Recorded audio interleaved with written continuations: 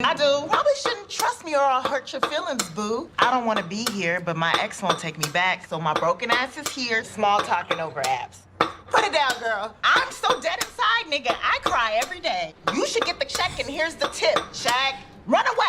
Sway the morning, shade 4-5. Bars, son. Bars, son. Bars. Have the people, we got a hyena in the building. Hyena! Oh, shit. She's a spitter. She's a spitter. My daughter got a picture of her on her wall. Mm-hmm. And I said that if there's one person I would like for you to follow, because you won't listen to me, it's Issa Rae. Wow. Perfect example of how I would love for you to attack the world. Be unapologetic about who you are. Talk about your heritage. Talk about your mind state. Be creative. Yes. Don't let anybody tell you what you can't do, and if they try to keep you from doing it, you do it yourself. Create your own YouTube series. Do it all by yourself until you garnish enough attention. Employ people who are in your inner circle. Those that walk and look like you. Go on the red carpet and say, I'm just rooting for anybody that's black. Daughter, be like Issa. She's here today, man. She's done so much, DB. We were speaking about it earlier. I mean, you just touched on it. She created her own YouTube series, Awkward Black Girl, which led a major network by HBO who wanted to pick it up and led her to be the creator behind Insecure, which everybody pretty much became familiar with her work. And now she's Golden Globe and Emmy nominated, like you mentioned. She played April not once but twice because she recently played April in The Hate You Give, where she played an activist. If you saw that movie, she's been in. She's a best-selling author. She was on Forbes 30 Under 30 list, and now she's recently engaged, which I think we also have to clap that up for. She's playing April again. She's got everything going for her right now. Damn I'm it! clapping for that part. Y'all had it up till that, but thank you. Amazing. The one and only Issa Rae is here. Thank you so much. That was incredible. It's an honor to be here. I'm so happy to be here. So I've always maintained, I don't know if I told you this personally, but you remind me of my oldest brother, and I always tell him that. So really, just your energy and your spirit. I've just been following you for so long, and I'm just such a fan of the show. So thank you so much for having me. Oh, absolutely. Wow, and you remind me of my older sister. Really? Interesting, even though I'm a lot older than you. But she was, my sister went against the grain when she was younger, and we were coming up in the 80s and 90s, and she just felt very empowered to not, go through, not to give in to social norms and how people viewed women, especially black women. And she spoke out a lot. But back then, when you spoke out too much, you got a lot of backlash. And so we used to be a little nervous for her.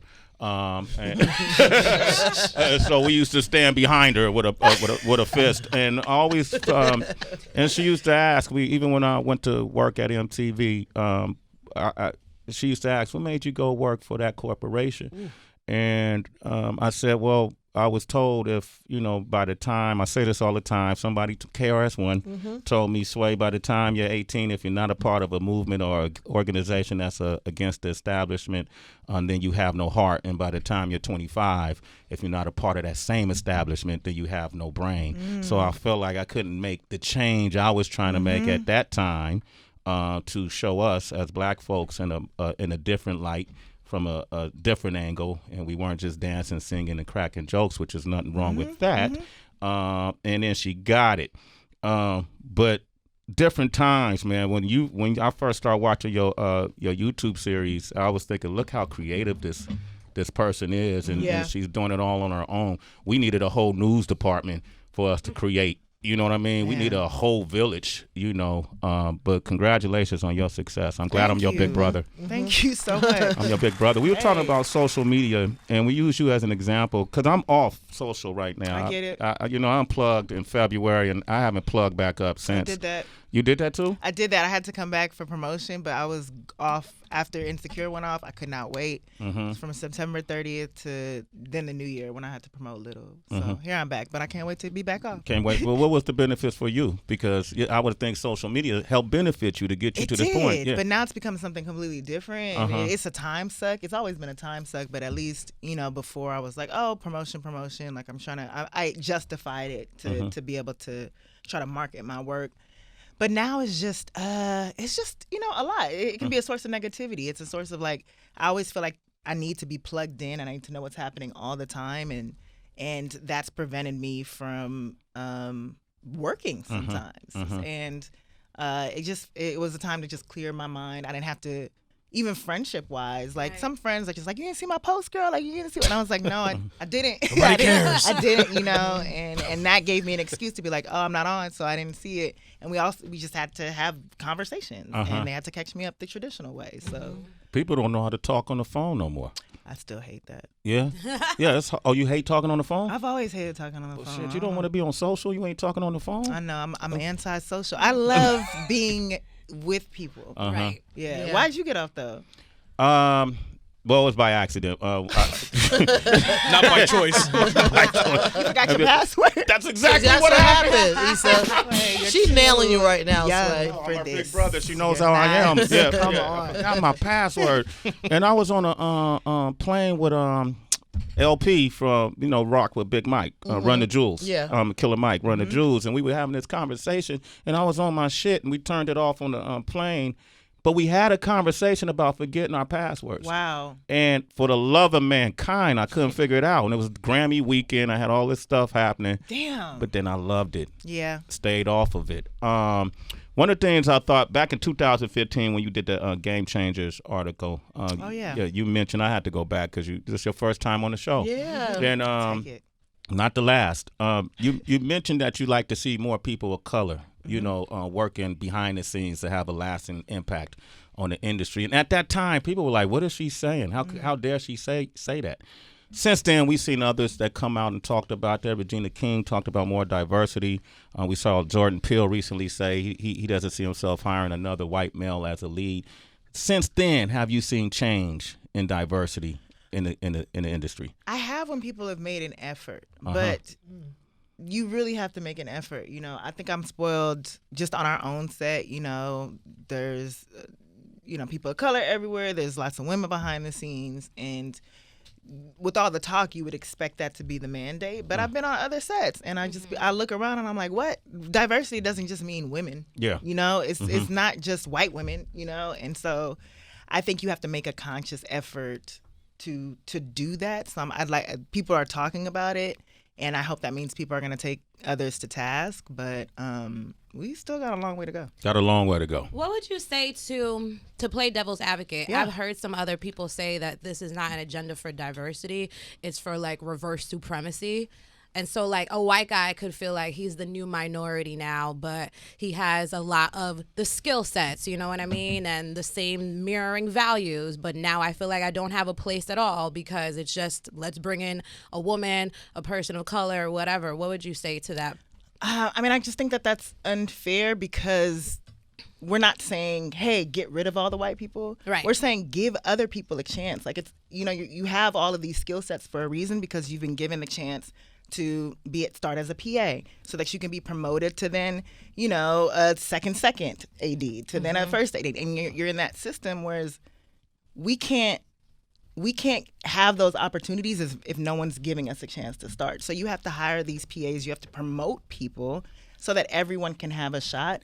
And it's not saying we don't want you, because we still we still have white dudes on our set too. Yeah. But we also have Latino women, we have black people, we have, Asian, we have everyone, and we're giving everyone a chance, and then you can see who rises from there. Gotcha, yeah. Issa Rae's hanging out. We're going to talk about the film Little, which I got a chance to see. We had Will Packer here, who's a good friend of mine. Yep. 2 weeks ago, man, Issa, Will put me in my first movie, Stump the Yard, and for that, I'm forever indebted. Shout out to Will.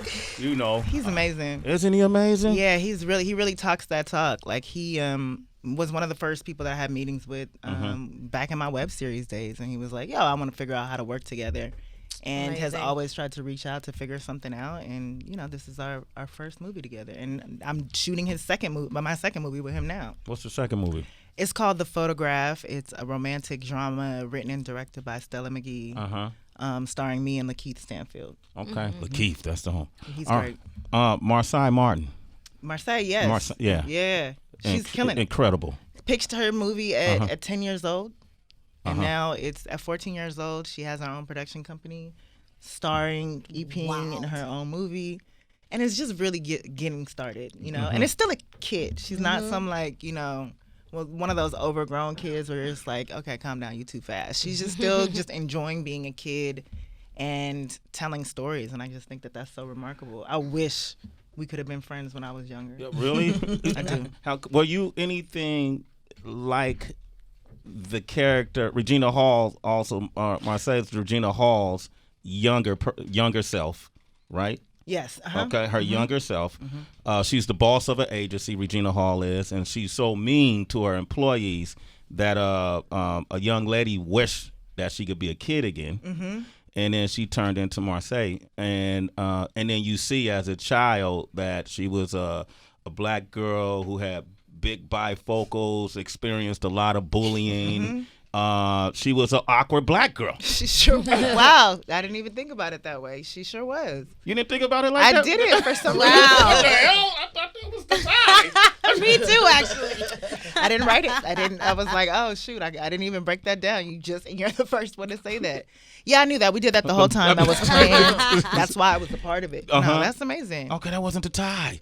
Okay, but you know, ever since you said awkward black girl, I mean, there's been plenty of we know that person in our community, but we starting to see more variations of who she could be, right? Absolutely. Now I'm going to use that in all my talking points. I can't believe I missed Go ahead. that. It's your big brother, Issa. The DB watched it too. Yeah, you kind of took my question, so I was expecting to get that shine, but since you already got the accolade for it.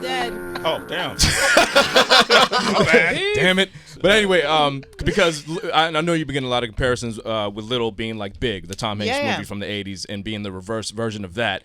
But did you use any other of the movies that deal with going back in time, you know what I mean, and being your younger self as like, I kind of like what they did there, or did you try to come up with your own original jokes and, you know, situations and scenarios? Yeah, we definitely tried to come up with our own original jokes and didn't aim to be Big. Big is such a classic. You know, I used to watch that every day as a kid, and I think we just wanted to, or they wanted to modernize it, and my character didn't really exist in the movie Big, so I was just drawing from, you know, what was on the page and my own experiences.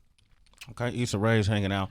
Heather, go ahead. Yeah, I'm kind of curious about your faith a little bit, if you don't mind sharing, because so many people have ideas, right? And you started out with this amazing idea, and then I heard you mention really quickly you met with Will, one of the first people, you know, and said, well, we could figure something out. I would like to. And you hear that so much sometimes when you're first meeting with people. And then you and I shared something before you came on live, and I was like, well, I just knew that one day we'll have a chance to, and it's like a thing of faith.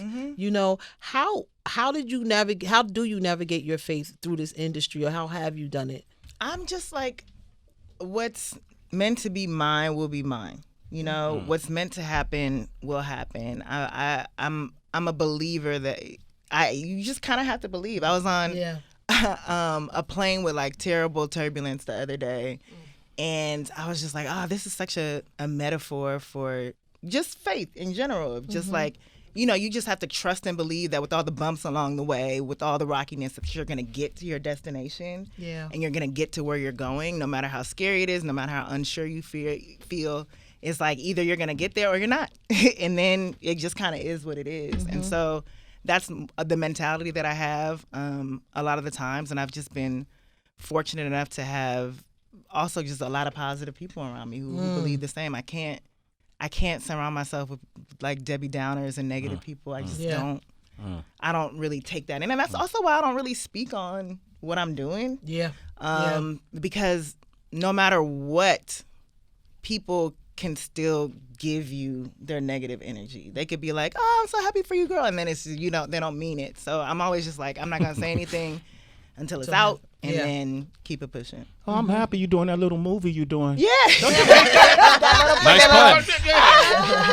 I see you with your little moves. You saw that? Okay, I see you. Oh, okay. You caught the pun. I caught the pun, though. Yes. That little movie you're doing. If you need a writer, I'm here. Issa. All right, go ahead. Issa, I'm wondering, you know, for women, it's interesting because I feel like for the most part, we're seen before we heard. People are so interested in our surface and our aesthetic, and then they'll get to know our substance, you know? And I can imagine as you're rising and you've become like this ubiquitous name, a lot of glam squads come in and you get to do like these big high fashion things. And how do you navigate people just being so much more interested in your beauty than like your craft? And how do you end up not being like just over feeling yourself if you've ever attempted, because it's like, damn, bitch, I look completely different from like 20 years ago. I got 10 different types of wigs I could choose from. You know what I mean? Yeah. I guess it's just never, it always just feels like a costume, that I just get to put on. And then it's just like, I know what I look like on a Tuesday night. I know how I feel. And it's just never been like, oh, my exterior has never really been my identity. It's always like, oh, I want you to hear me first. And I know you're going to see something and automatically judge, but I'm going to make sure that you value what I have to say too. So that's not in vain. So yeah, I just don't really think about that part. I know that it matters, obviously. And I've gotten a lot more opportunities now to be, the lead in a romantic drama. I wouldn't have got that 10 years ago. Nobody would have been considering me in that same way. And so I think about that, but that it's not really like what I obsess over. And I would never have a feeling of like, oh, I'm feeling myself. Oh, wigs on wigs on wigs. Like niggas where y'all like that's never gonna be. That's not true. No. Okay. Wigs on wigs on wigs. That's His you and single this. coming out by Wigs on Issa. wigs on wigs. Right. Yo, do you rap?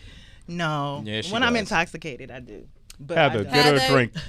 don't. I don't. No. I don't. It's always just been like a fun Okay. fun thing that my friends and I would do. I have a friend that can really spit when she's like, no matter what, whether she's tipsy or whatever, she's great. And I've had a couple fake rap groups, but I've never claimed to be able to have bars. When you do the the rap segments over the years, do you write them? Yeah, for sure. Okay, I think okay. there's one that I didn't. Shout out to Amy Aniobi, but for the most part, I'll just write them. Issa, I feel like as your big brother, I can look in your eyes and tell that you be spitting at home, but you're not saying it right now because in case one to throw a beat on. No, I swear to God. Wigs on wigs on wigs. Wigs on wigs. Wigs on wigs. Wigs on wigs on wigs on wigs. Hey, yo, these wigs out. I was like, Yo, she jumped right in. no. I was like, this is my worst nightmare. If they make me, I will leave. Okay. We had to go for it, though, man. You got a lot of people on the line right now. That was the quickest bar we ever got in the show. It was dope though. Bar, son. That was the fingernail of death. Damn. We got Vincent from Nevada on the line. Good morning, Vince. How you doing? Vincent, what's poppin'? Hey, what's up, everybody? Good morning to you, Issa. Big up. Good morning. Thanks for putting your work out there. I appreciate everything you do. I'm a gay black man. I'll tell you like this: the stigma and just out of the box. I love seeing that because it's life. It's real. It's what's going on right now. So I appreciate you working hard and showing that. Thank you Americans so much. need to see that. Thank you. For real. Much love. And thank y'all for, every morning in Shade is my shit. I just got to play it. I get to work. You get me hyped. You get me going.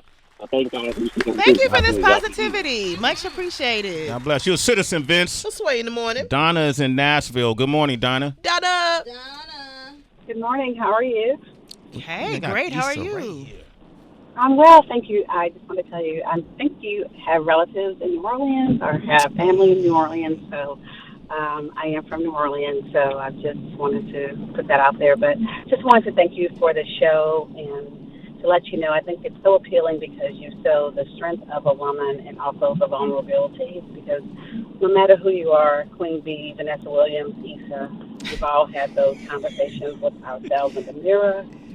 We've all thought about what we're going to say to that person when we get in that certain situation. Yep. Like you. And so I just love how you show the authentic woman.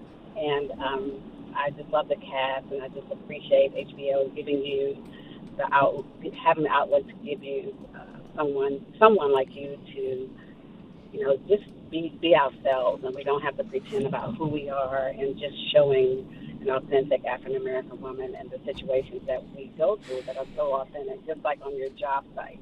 Bless you. So it's so on. I mean, everyone can exactly remember when they've had to go through those same issues where people don't understand, they don't get the vision. Yep. Thank you. What are you like, man? Hold on, man. She was pontificating. speaking her truth. Shout out to you, girl. Thank you. Oh, man. That was Donna. Her That was Donna. Thank you, testimonial. Donna. Thank you, Her Donna. From testimonial. Nashville and New Orleans. All right, let's go to, I don't know, San Antonio. What's up? We got Go Sean on the Spurs. line. Hey, Sean. What's up? What's up, morning crew? Hey. What up, man? Issa, I was introduced to you by some projects that you did about 8 years ago from a friend of mine, Yvette Foy.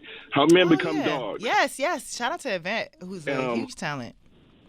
Yes, and when I saw that production, and she said, "Hey, this girl, Issa, she's helping us out." And I said, "She's gonna be big someday." And I told Yvette this years ago. And I mean, you've done great work, and I'm so proud of you. And I wish you the best of luck on everything that you do from here on out. Thank you for speaking the success into existence. Appreciate you. Issa, you're gonna get nothing but love on this show. I mean, y'all gonna find somebody crazy? Nah, listen. I mean, I'm so scared. Yeah, okay, JD. Hey, yo, fuck that movie. He's from Cleveland. Hey, good morning. What's up? Hey. Hey, good morning. First of all, congratulations on your engagement. I heard. I didn't. Wish you well in that. Thank you so much. Hypothetically, but I never announced that I was engaged. But thank you so much for the well wishes. Well, you wearing a ring, and I now you have trying to carry so many rings right now. Oh, I do. Thank you. okay. So you're not engaged. Congratulate you on that. Thank you, Sean. She's not engaged, Sean. Or Okay. JD. Sorry about that. Okay. Sorry about that. Then, second of all, your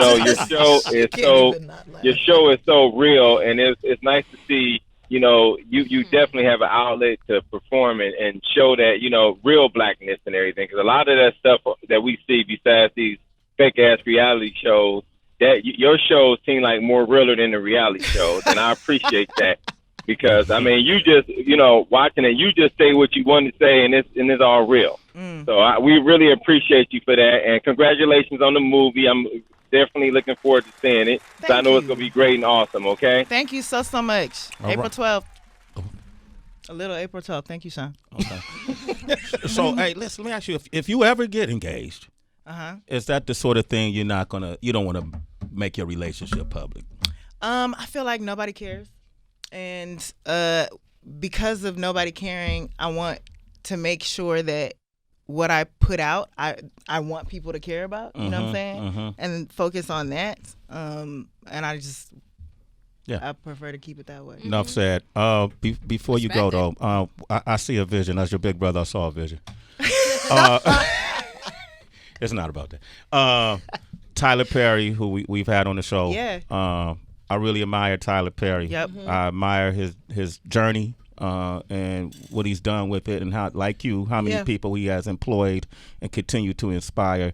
And when he created Tyler Perry Studios over in Atlanta, I thought, wow, that's complete autonomy. That's kind of what I feel like we need to be doing. Do you see that in your? I saw a vision of Issa Rae Studios being built somewhere. I love that vision. Okay. Yeah, I mean, I'm just invested in property in South LA. Like, we just closed last week. I'm really excited. And it's not on Tyler status, but it's a step, and it's something I want to do, in my community, in my neighborhood. And shout out to Nipsey, who inspired so much of that, because he had been making so many investments in that area for a while. And he's,